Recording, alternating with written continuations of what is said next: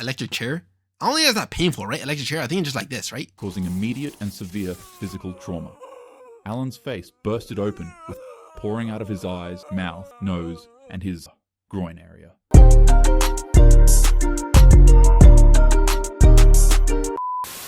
So today we're going to be watching what death row looks like around the world by a talking hat.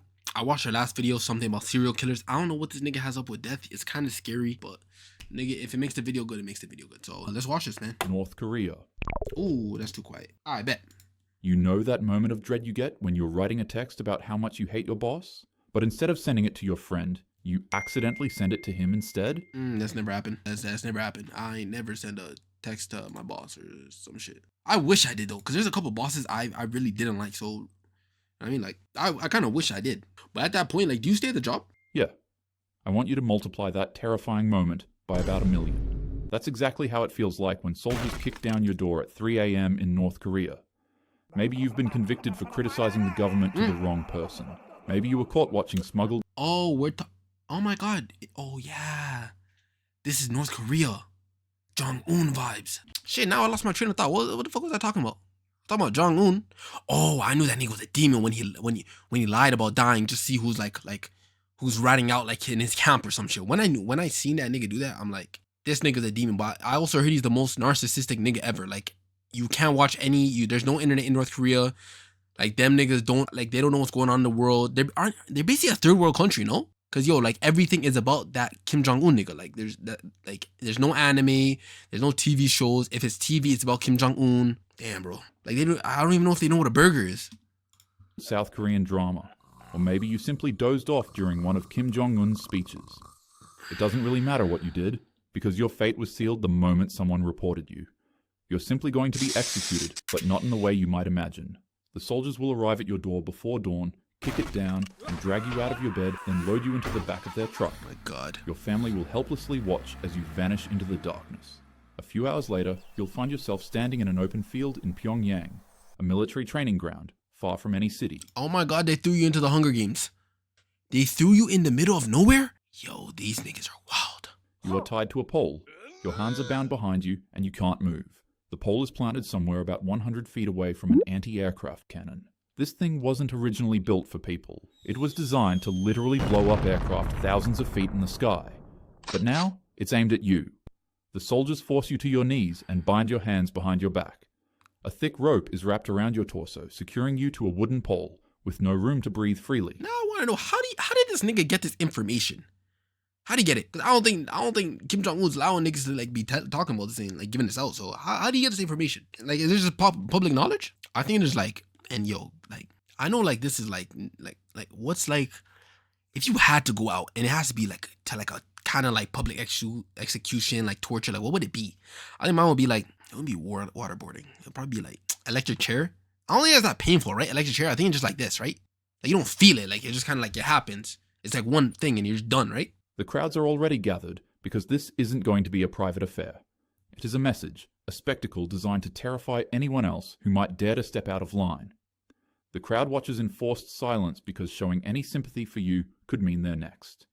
You can't even feel bad for public execution? What? You can't feel bad? Or they'll kill you too? So if this is just rough, what country's the worst? Yeah, I'm just gonna bet it's New York, bro. Ain't nothing good without come being from able to do anything about it. And Rikers and shit like that. Your last thoughts narrow on the bathroom. You wish you could have used it before your execution, but interrupting Kim Jong-un again would only result in your family being targeted next. And besides, it doesn't really matter since you pee your pants in fear when they fire the cannon. On the bright side, nobody would ever know that you wet your pants in your final moments, because the shell doesn't just end you, it literally evaporates you. Your body becomes so obliterated that there's nothing left but fragments scattered across the field. There is no body to bury, no remains, and no more pieces of your existence. The only thing left behind is a glaringly obvious message. Don't upset Kim. North Korea executive officials with anti-aircraft blank in new purge report. I just have a question though. Like, yo, is he like, I get he's like a dictator or whatever, right? It's literally dick. He's a dick. What's stopping them from rioting and just killing this nigga? Can I say that? Yo, this thing can't get me, right? Like, he's not gonna save this clip. Like, he's not gonna like save clip and like find me or some shit, right? This nigga, he a sicko. So I don't know if like If I put this on the web, like, is he gonna come after me? Like, does he have access to YouTube in North Korea? He probably does. Yeah. I'm just saying though, hypothetically, like, what's stopping like a riot from happening? Like, why? Like, I'm surprised no one's like rioting and like just don't overturn this nigga. Japan, sentenced to death in Japan for murder. But unlike other countries where you might know your execution date months in Yakuza. advance, Japan doesn't work that way. Senpuku. They don't tell you when you're going to pass away. You're placed in a cell barely larger Wait, they don't than a tell you? bathroom that way. They don't tell you when you're going to pass away. You're placed in a cell barely larger than a bathroom. The walls are bare concrete. You wake up every single morning not knowing if this is your last day alive and if today is the day they're going to come for you. The uncertainty is deliberate. It's part of the punishment. You see, that's where you just commit senpuku, whatever the word for offing yourself is over there. Nah, the anxiety would literally drive me mad. Like I couldn't. Like I would literally be too anxious. I'll be tripping. I'll just be like, yo, just get over with. Like let me just get up on out of here. You're isolated in that tiny cell with minimal human contact. Even the guards don't speak to you that much. You have no access to the outside world and no way of knowing what's happening beyond those walls. Every footstep in the hallway could be them coming to get you. Every time you hear keys jingling, your heart races. Days pass, then months, then years. The stress and anxiety from anticipation drives you absolutely insane after a decade has passed. Oh, that shit would literally drive me insane. Passing while a guard is giving you your food for the day, he lets you know that in just 3 hours, you're going to be executed. After all that waiting and psychological torture of not knowing, you only get a few hours notice that today is the day you're going to pass away. Wow. They lead you to the execution chamber and, well, yeah. According to a 2009 investigation by The Guardian and Amnesty International, this system of uncertainty has driven some prisoners to develop severe mental illness from prolonged psychological torment. They pace their cells obsessively, talking to themselves, completely detached from reality. By the time they're finally executed, some of them don't even fully understand what's happening anymore. Afghanistan. Now imagine you're in a country that's living under Taliban rule. You've been accused of adultery or maybe theft. The trial, if you could really even call it that, is quick. There'd be no real defense or due process. The verdict is already decided before you even walk into the room, and now you've been sentenced to death. Especially if you're a woman. They take you out into a public square where a crowd has already started to gather. Men, women, and even children are there because the Taliban wants everyone to see what happens to those who break their laws. You're forced to your knees. Like, yo, that's so, like, nigga, this shit inhumane. Why you gotta watch?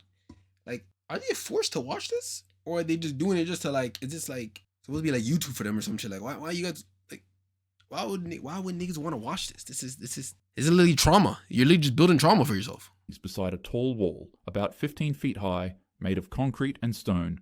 Your back is pressed against it. Then they tie your hands and announce your crime to the crowd, shouting it loud enough for everyone to hear. The accusation, the sentence, all of it laid bare for public consumption. Then you hear a bulldozer rumbling. It's deep, mechanical, and growing louder with each passing second. That's when the reality of what's about to happen truly hits you. They're not going to you. They're not going to hit you. They're literally going to crush you. The bulldozer's blade makes contact with the wall and it starts to tilt. You try to move, but the rope holds you in place. The wall starts falling, slowly at first, then faster, and there's absolutely nothing you can do. The concrete and stone come crashing down on top of you with thousands of pounds of force. Your bones shatter on impact. Your chest is compressed, and you're buried alive under the rubble. The crowd watches as the dust settles, and somewhere beneath that pile of concrete and stone, your life ends in agony. Saudi Arabia. Imagine you've been convicted of taking someone's life, trafficking illegal substances, or maybe apostasy, which is renouncing Islam. The trial is over, and you've been sentenced to execution. In Saudi Arabia, that means one thing: a public beheading by sword. On the morning of your execution... Oh shit, they give him the Goldie Roger treatment. Yo, why is everything public though? Why? What is that? Why is everything public? Yo, everything just publicized?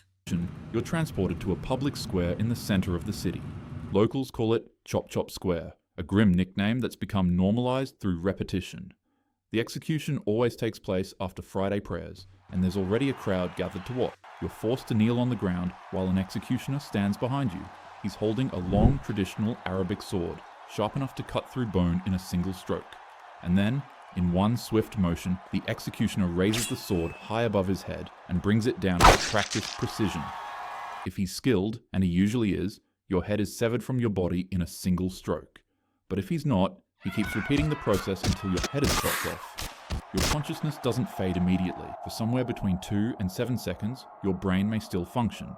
You may still be aware, even as your head separates from your body and falls to the ground.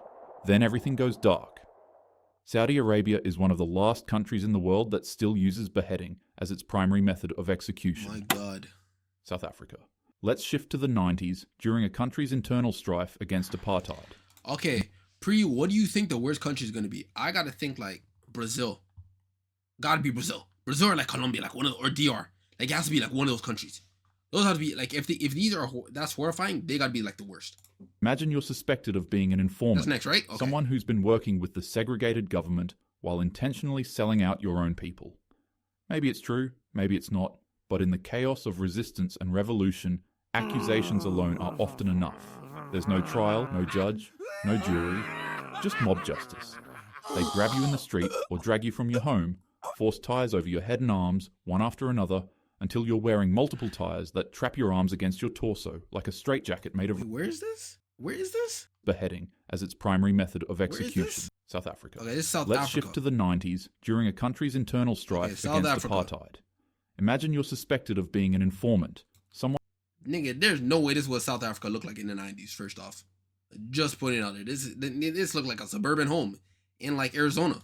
One who's been working with the segregated government while intentionally selling out your own people.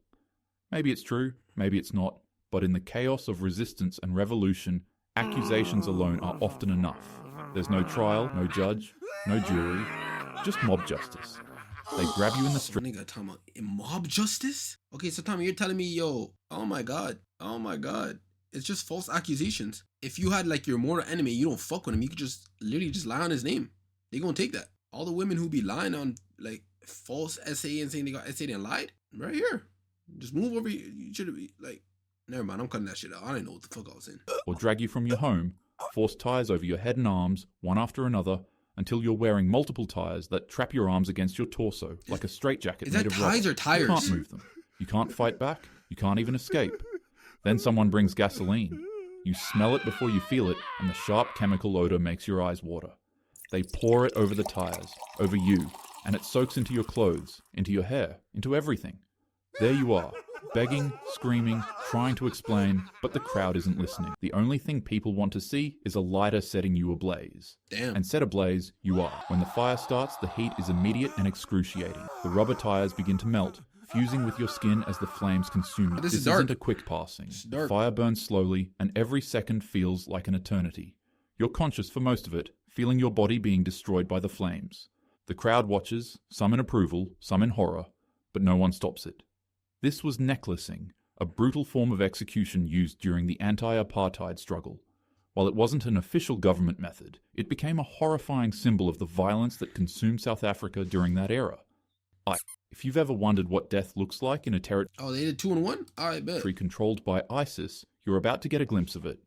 Imagine that you are accused of homosexuality or adultery, or maybe a crime that violates their extreme interpretation of Islamic law. You wouldn't require a judge to tell you what will happen next. There's no real trial, just an accusation and a sentence. They take you to the top of a tall building, about 4 to 5 stories high, in the center of town. A crowd gathered to witness your punishment. Why is there always a You're crowd? standing on the edge, and before you can even process what's happening, they push you to the ground. You free fall for a couple seconds, but when you land, the impact is so devastating that your bones break and your organs rupture. If you're unlucky, you may still be conscious when you hit the ground. And yes, surviving this execution is extraordinarily unlucky, because it doesn't stop there. If you're still alive after the fall, the crowd that's been watching you doesn't disperse. Instead, they move in closer while picking up stones, rocks, and whatever else they can find. They begin throwing them at your broken body. Whether you're already dead or still clinging to life, they stone you, continuing the brutality even after the fall. United States. The United States... Oh my God, it's the U.S.? That means y'all niggas some sickles, bro. What the fuck? I thought it was going to be Brazil. I thought they were in like Brazil, maybe like the Congos or like, one of those countries. Congo's even a country? I don't know. I'm horrible at geography. But like I thought like Brazil, DR, like, like the Mexico, like Mexico. Yeah, like those places. The U.S.? Nigga, what is it? Death by injection of grease? Death by fucking Big Mac or Whoppers or some shit? Nigga, all these niggas do is eat fucking greasy food. Present itself as more civilized and more humane in how it handles capital punishment. Lethal injection is supposed to be clean, clinical, and painless. But before it became the standard, there was the electric chair, a machine with a history. Oh my god, time out, nigga. I said earlier in the video that like I would go out to this. Is electric chair actually that wild? It's nightmare fuel. I thought electric chair was just one and done. Like you're in and out. Like it's not that bad. Horrific failures.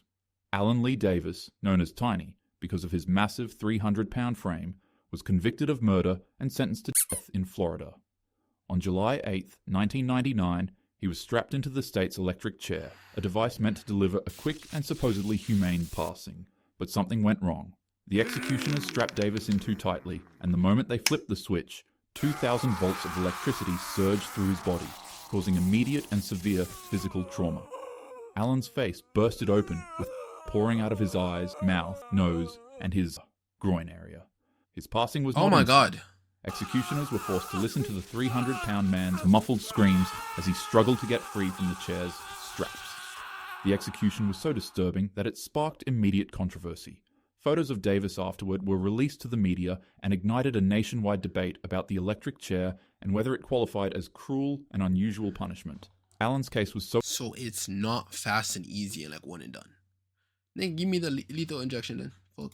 Extreme that he became the last man to be executed by the electric chair, forcing Florida to change its method to lethal injections instead. However, he wasn't the only one to suffer a botched ending like this in Florida. 9 years earlier, Jesse Tafero faced the same chair after being convicted of murdering 2 police officers. The procedure had been checked and rechecked, or so they believed. The moment the current flowed, flames literally exploded from Tafero's head, shocking everyone in the room. The execution team stopped and restarted the current 3 times before the man's suffering was finally ended. Later investigations revealed the cause. Someone had used a synthetic sponge instead of the natural sea sponge required for proper electrical conduction. The synthetic sponge could not conduct electricity correctly and overheated, causing the fire. Some countries make executions fast and public. Others let the slow psychological damage happen long before the physical demise. Either way, the condemned are stripped of their humanity and turned into symbols or statistics. Whether you support or oppose capital punishment, these stories force us to face a hard truth. The way we treat even the worst among us says something about us as a society. Be kind to the people around you. Value the security and freedoms you have. Nigga, okay, don't try to give me a fucking sexy. Don't try to give me a freaking life lesson after you just taught me about all the what death row looks like around the world. Don't try to give me an education and try to like tell me be nice to people. And as usual, have a happy day. Nigga, pick your educational video. It's a polar bear? No, it's a seal. What the fuck you showing me this for? Yeah, man. That's the end of the video. Bye.